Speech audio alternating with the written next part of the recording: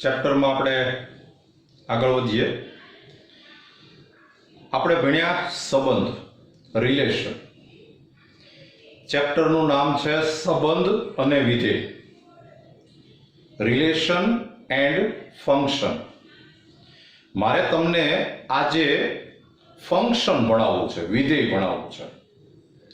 નામ બધા નવા છે પણ સાવ સહેલી વસ્તુ છે, પણ સમજવાનો બરાબર પ્રયત્ન કરજો.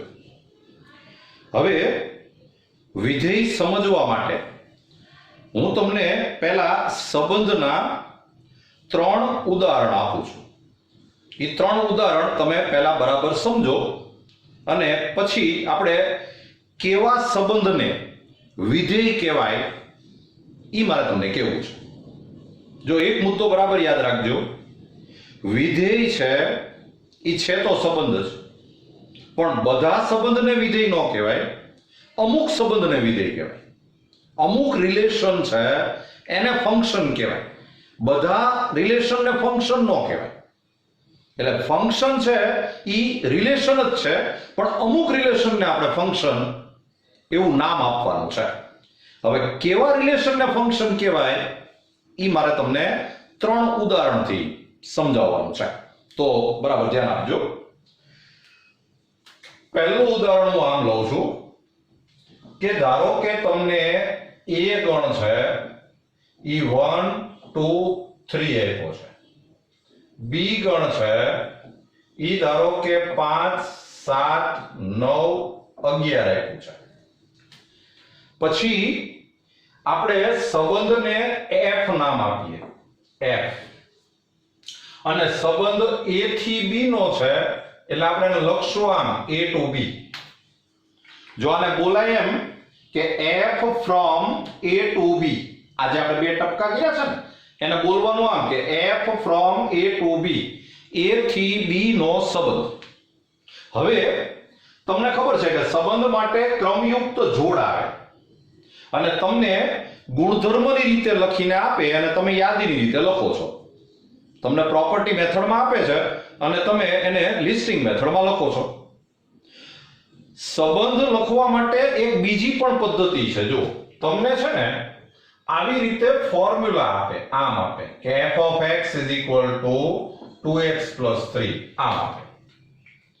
આ પણ મેં તમને સંબંધ જ આપ્યો છે, આનો મતલબ શું થાય એ જરા સમજજો. તમારે શું કરવાનું, તમને ખબર છે કે તમારે શું કરવાનું કે આ x છે ને એ ગણમાંથી લેવાનો.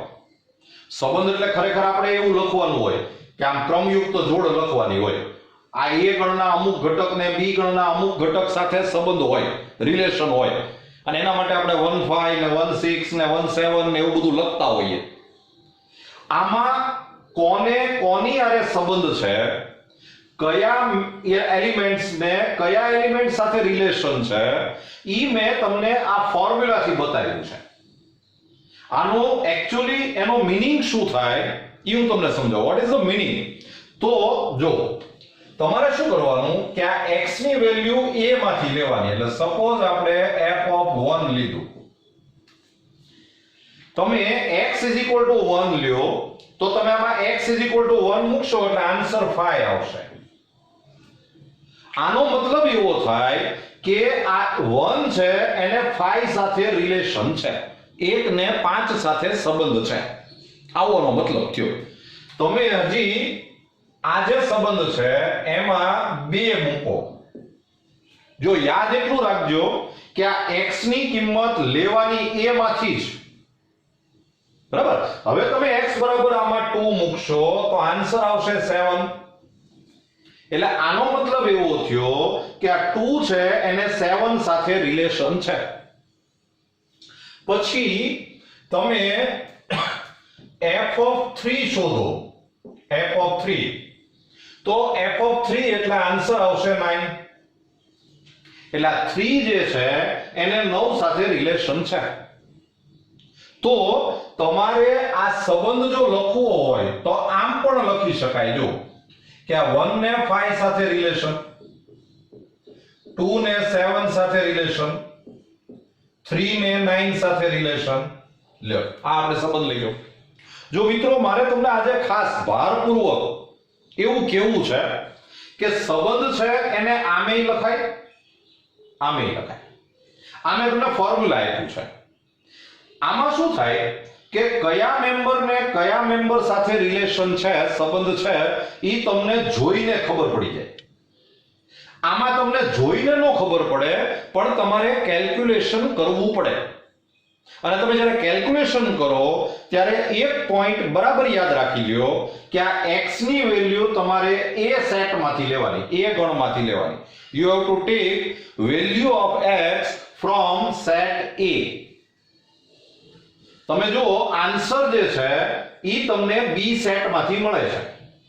અને તમને ખબર જ છે કે સંબંધ જે છે એ જો a થી b નો સંબંધ હોય, relation from a to b, તો આ પહેલો મેમ્બર છે એ a નો હોય અને બીજો મેમ્બર છે એ b નો જ હોવો જોઈએ. અને છે અહીંયા સમજો.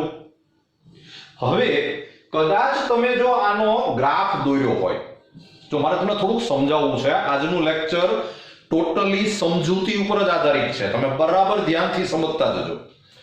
તમે જો આનો ગ્રાફ દોરો તો આવું થાય કે આ 1 જે છે એને phi સાથે રિલેશન છે.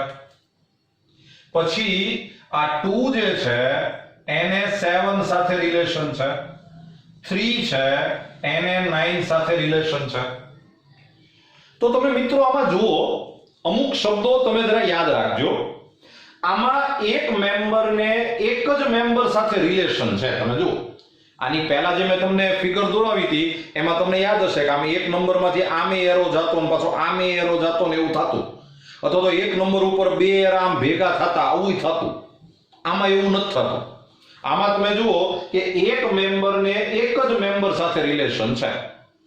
બીજી રીતે કહું તો પહેલો મેમ્બર છે એ રિપીટ નથી થતો. આ પહેલો મેમ્બર જે આવે છે ને એ બધા અલગ અલગ જ આવે છે, એમાં રિપીટ નથી થતું. આ બીજો મેમ્બર છે એમાં પણ રિપીટેશન નથી થતું. સમજો. તો મારે તમને એમ કહેવું છે કે એક મેમ્બરને એક જ મેમ્બર સાથે જો રિલેશન હોય, A સેટના એક મેમ્બરને B સેટના એક જ મેમ્બર સાથે સંબંધ હોય, તો આ જે કોરસ્પોન્ડન્સ જે છે, સંગતતા કહેવાય ને, સંગતતા. આ જે સંગતતા છે એને એક સંગતતા કહેવાય. ઇંગ્લિશમાં આપણે બોલીએ તો એને 1-1 કોરસ્પોન્ડન્સ કહેવાય. 1-1 કોરસ્પોન્ડન્સ. હવે તમને ખબર કેમ પડે કે આ એક સંગતતા છે? તો હું બોલું ઈ સાંભળજો. પહેલો ઘટક જો રિપીટ ન થતો હોય, બીજો ઘટક જો રિપીટ ન થતો હોય, તો ઈ સંગતતા એક કહેવાય. If first member do not repeat, second member not repeat, then the correspondence is called 1-1 correspondence. અચ્છા, હવે તમને આ જે ફોર્મ્યુલા આપ્યું છે એની ઉપરથી જો તમારે સમજવું હોય તો તમારે આવું પણ તમે યાદ રાખી શકો. જો અહીંયા આન્સર 5 આવ્યો, અહીંયા આન્સર 7 આવ્યો, અહીંયા આન્સર 9 આવ્યો. તમે જો આન્સર રિપીટ નો થયો, આન્સર ઇઝ નોટ રિપીટિંગ. હવે જો આન્સર છે રિપીટ નો થાય તો ઈ કોરસ્પોન્ડન્સ 1-1 જ કહેવાય, એક કહેવાય. જરા ધ્યાનમાં રાખજો મિત્રો. આ શબ્દ છે ને 1-1, ઈ તમારે અત્યારે 11th માં નથી આવતું. ઈ એક્ચ્યુઅલી તમારે 12th માં આવે છે. 12th ની અંદર તમારે પહેલું જ ચેપ્ટર પાછું આ જ છે, સંબંધ અને વિધેય, રિલેશન એન્ડ ફંક્શન. એટલે આ ચેપ્ટરનો એક પાર્ટ જે છે 11th માં છે, બીજો પાર્ટ છે એ 12th માં છે. એટલે આ એક્ચ્યુઅલી તમારે 12th માં આવે, પણ તમે અત્યારથી આની પ્રેક્ટિસ કરો તો તમને ઈ બહુ ઉપયોગી થાય. બરાબર? એટલે આ જે છે ઈ મેં તમને એક રિલેશન સમજાવ્યું. મૂળ મુદ્દો તમે ભૂલી નહીં ગયા હો. મારે તમને સમજાવવું છે વિધેય, ફંક્શન. કોને ફંક્શન કહેવાય? આ જે સંબંધ છે તો એને ફંક્શન કહેવાય કે ન કહેવાય? હમણાં કહું છું, થોડી વાર પછી કહું છું. આપણે પહેલા 3 એક્ઝામ્પલ લેવા છે. હવે આપણે એક બીજો એક્ઝામ્પલ સમજીએ. જો નંબર 2. સપોઝ તમને A સેટ જે છે એમાં આમ આપ્યું છે કે -2 -1 0 1 2 સપોઝ આમ આપ્યું છે. બી સેટ જે છે ઈ સપોઝ તમને આમ આપ્યું છે કે 0 1 2 3 4 અને રિલેશન છે ઈ ફ્રોમ A ટુ B છે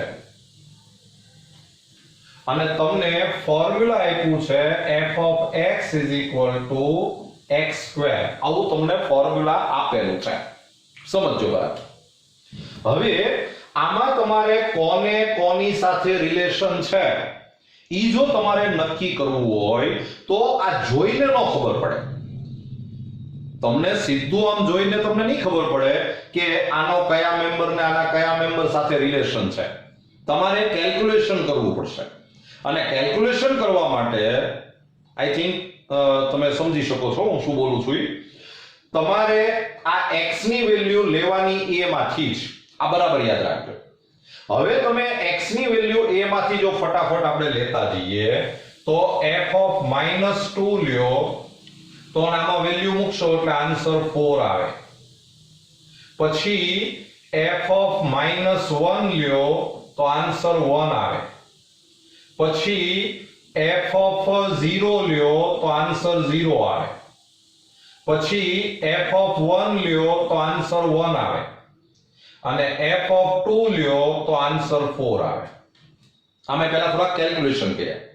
હવે આપણે આવી રીતે પેરના ફોર્મમાં જો તમારે રિલેશન લખવું હોય તો આને આમ લખાય કે f = જો -2 છે અને 4 સાથે રિલેશન છે, પછી -1 છે અને 1 સાથે રિલેશન છે, પછી 0 છે અને 0 સાથે રિલેશન છે, પછી 1 છે 1 એને 1 સાથે રિલેશન છે અને 2 છે એને 4 સાથે રિલેશન છે.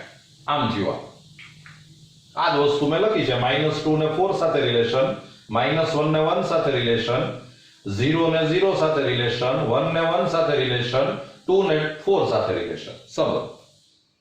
હવે આજે મેં સંબંધ લખ્યો. સંબંધમાં તમને મિત્રો ખબર છે કે આજે આપણે પેર લખીએ છીએ, ક્રમયુક્ત જોડ લખીએ, એમાં પહેલો ઘટક હંમેશા a નો જ હોય અને બીજો ઘટક હંમેશા b નો જ હોય. આ તો ક્લિયર વસ્તુ છે.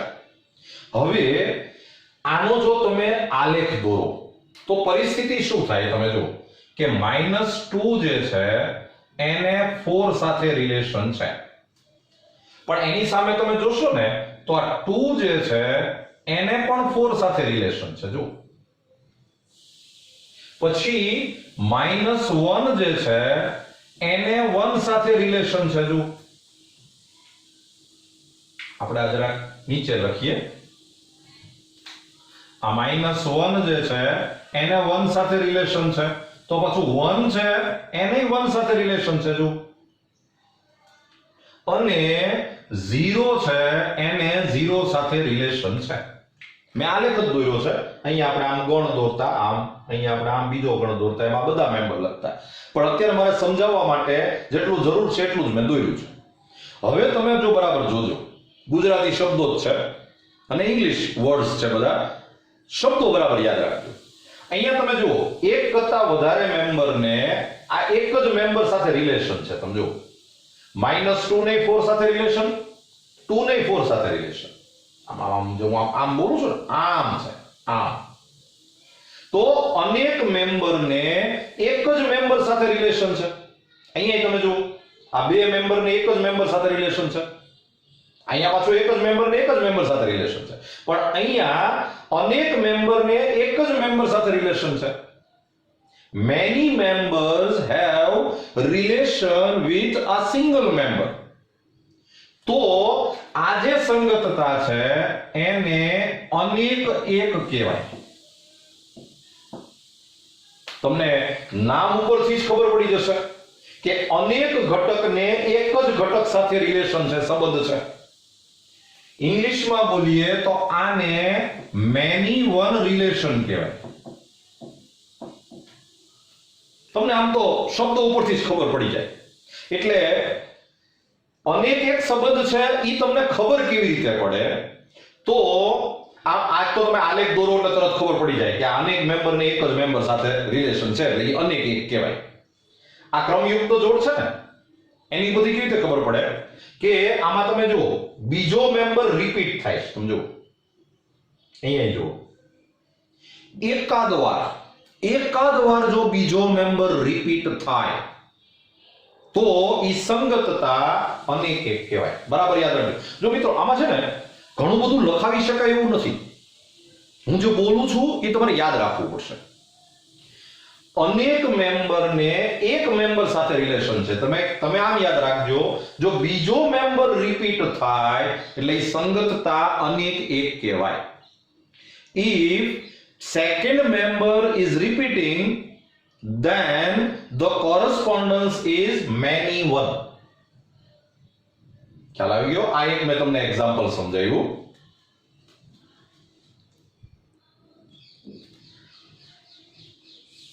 મિત્રો મૂળ વસ્તુ બોલી નથી ગયા ને આપણે સમજવા શું નીકળ્યા છીએ?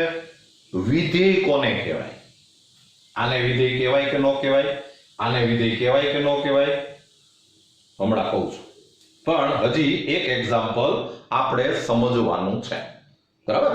તો થર્ડ એક્ઝામ્પલ જુઓ.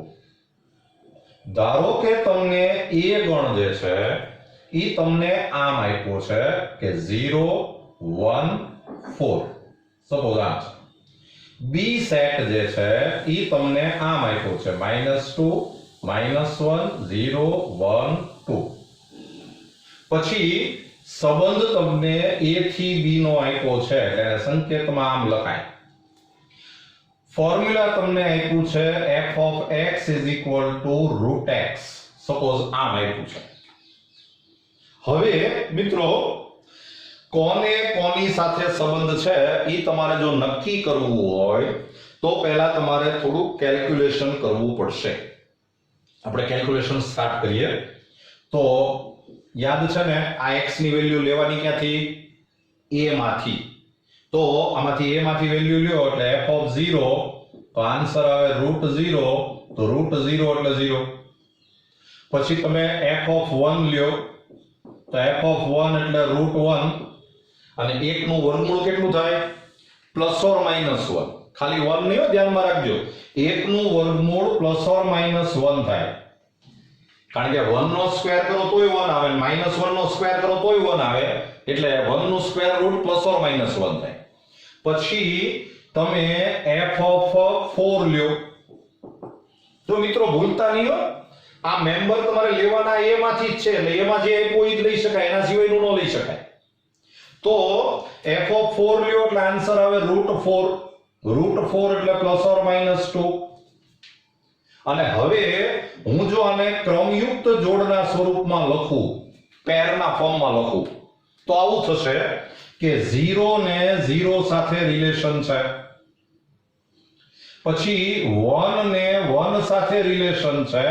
1 ને -1 સાથે રિલેશન છે.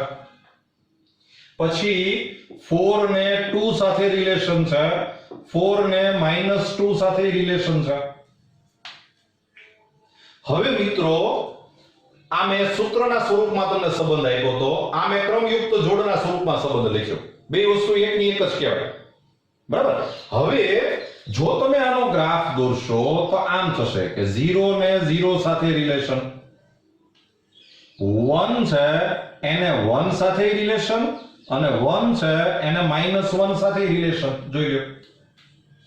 પછી 4 જે છે એને 2 સાથે રિલેશન, 4 ને -2 સાથે રિલેશન. અહીં લખેલું જ છે. આ આપણે ગ્રાફ દોર્યું.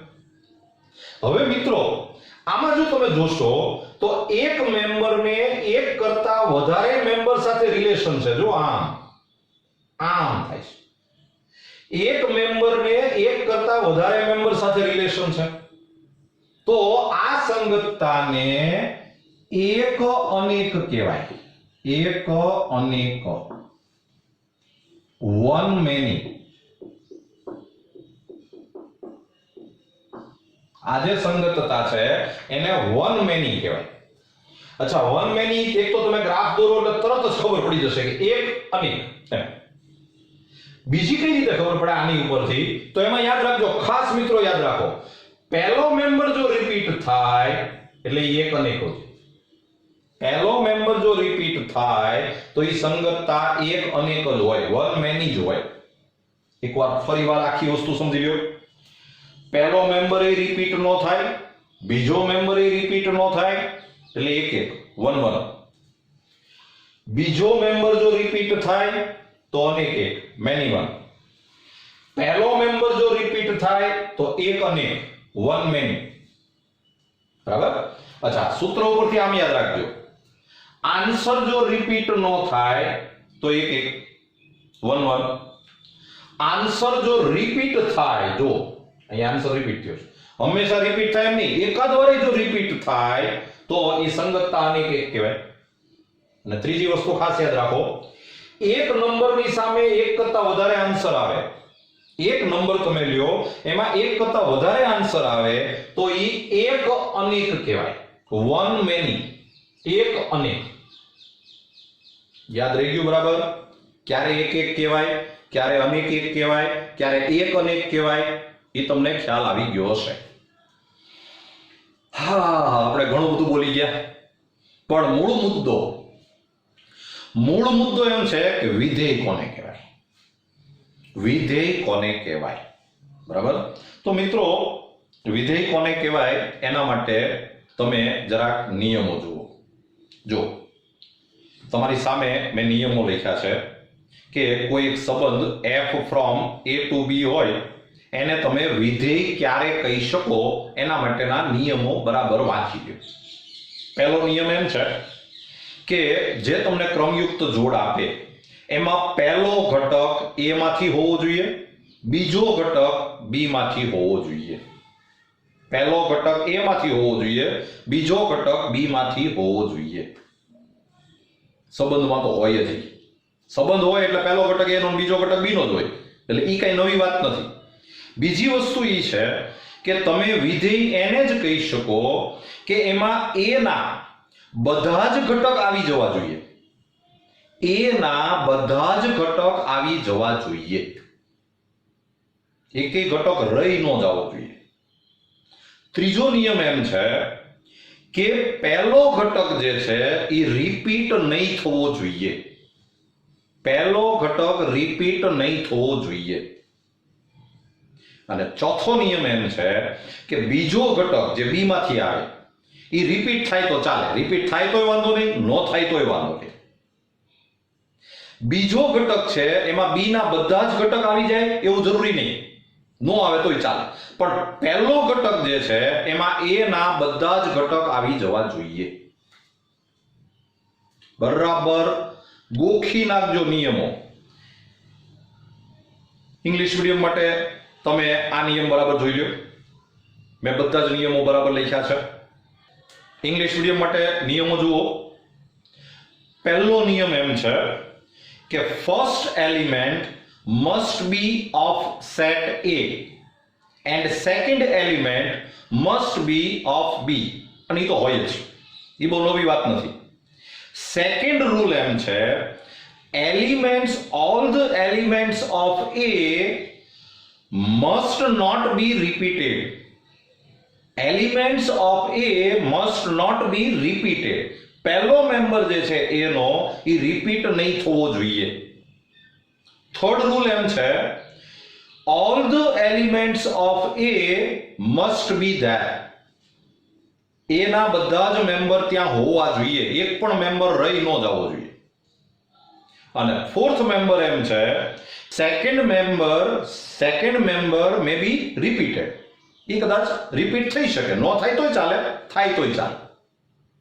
તો મને એમ છે કે તમે જે નિયમો મેં તમને કીધા છે એ પ્રમાણે આપણે એવું નક્કી કરીએ કે આને વિધેયો કહેવાય કે ન કહેવાય. જો હવે આપણે સમ ઉપર તમે કોન્સન્ટ્રેટ થજો. જો આ પહેલો સમ છે, તમને માનો કે આવી રીતે પેર આપેલી છે, તમારે એમ કેવું છે કે આને વિધેય કહેવાય કે ન કહેવાય. તો પહેલું જો, પહેલો મેમ્બર a માંથી હોવો જોઈએ તો છે, બીજો મેમ્બર b માંથી હોવો જોઈએ તો છે, પહેલા મેમ્બરમાં એ ના બધા જ મેમ્બર આવી જવા જોઈએ, જો આવી જાય છે.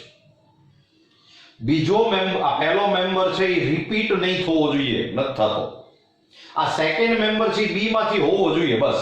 એ રિપીટ થાય કે ન થાય ચાલે, એ બધા આવે કે ન આવે તોય ચાલે. જો આમાં 11 ન આવતો તો ચાલે, એની સાથે કઈ મતલબ નથી. તો આને વિધેય કહેવાય. ક્લિયર?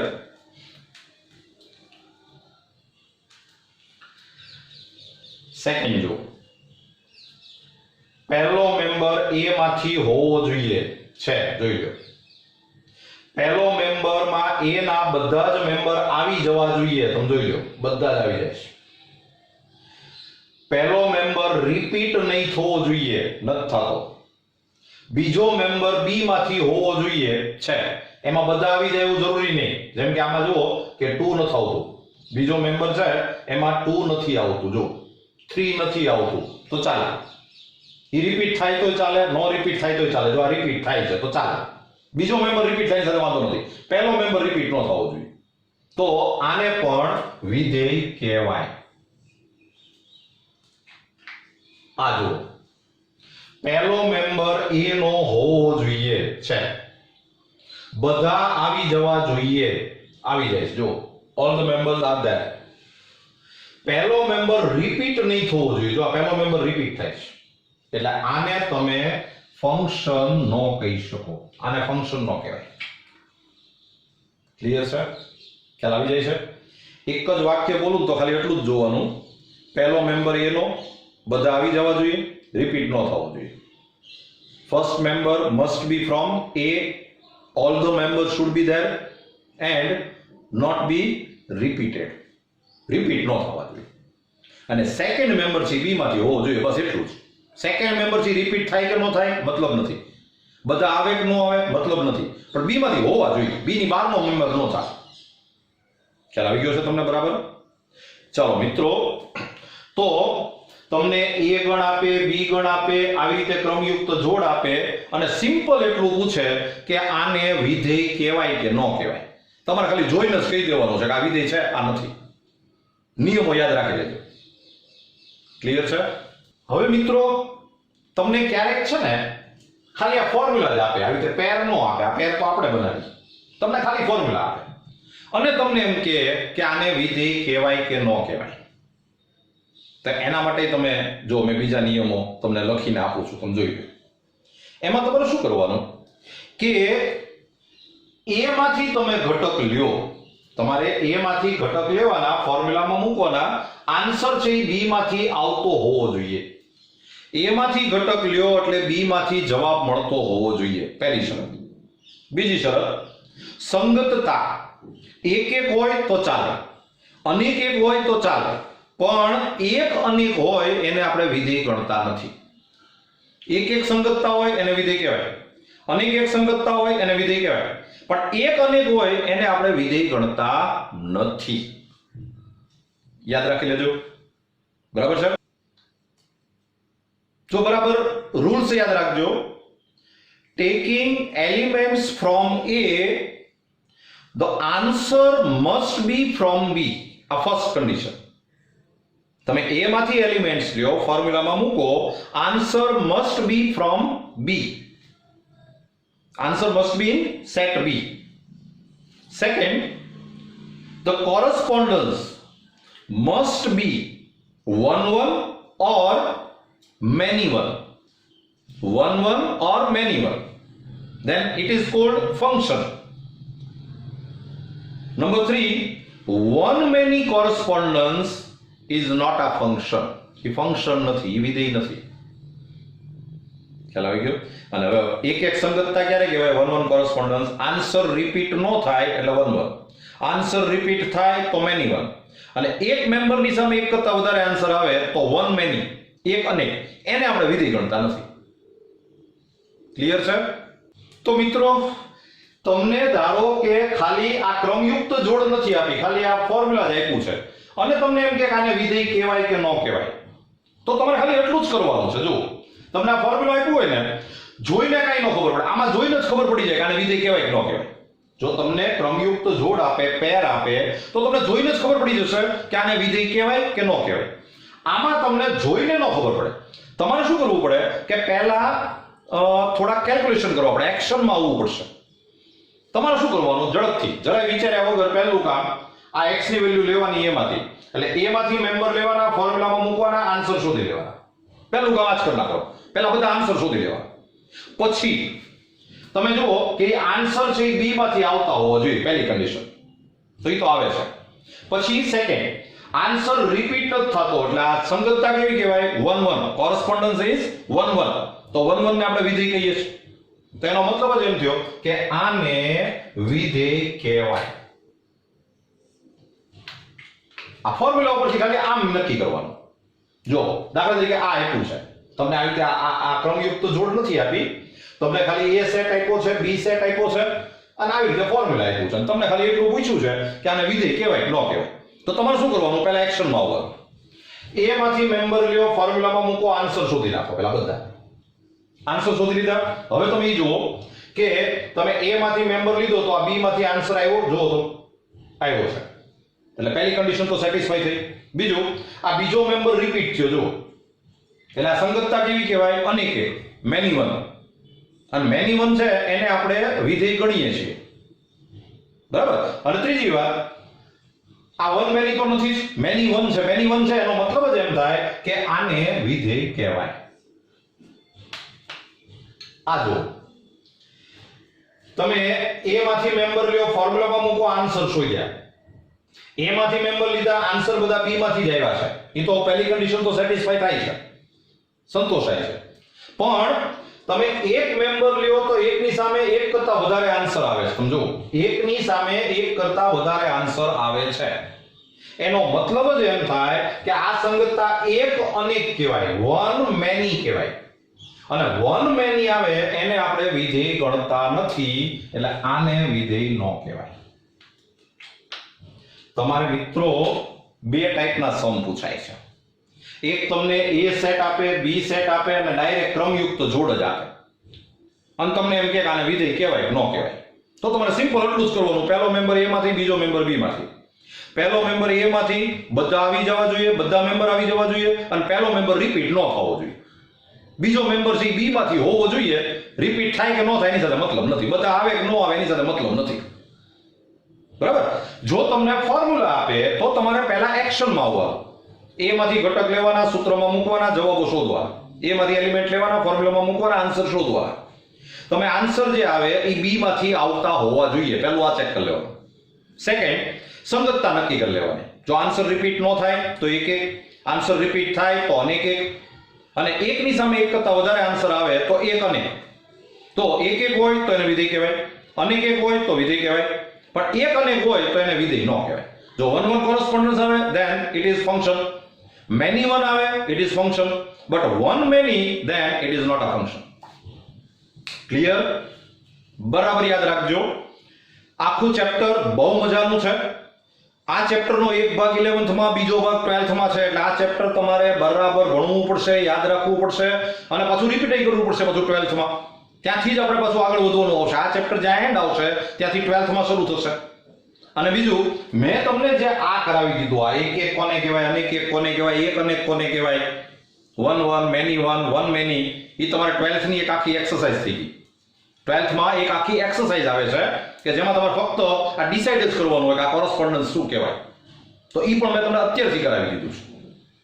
તો હવે મિત્રો, આ લેક્ચરમાં જે કાંઈ પોઈન્ટ આવ્યા, મેં તમને જે કાંઈ નિયમો લખાવ્યા, તમે થિયરીની નોટમાં બરાબર લખી લેજો, બરાબર વાગોળી લેજો, જોઈ લેજો, યાદ રાખી લેજો, અને તો પછી તમને કોઈ પણ શબ્દ છે એને વિધેય કહેવાય કે ન કહેવાય એ તમને નક્કી કરતા હવે આવડી જશે. વધારે એક્ઝામ્પલ છે એ હું તમને આવતા લેક્ચરમાં લઈશ. આ લેક્ચરમાં આપણે ફક્ત એટલું શીખ્યા કે કયા શબ્દને વિધેય કહેવાય. Okay, wish you all the best.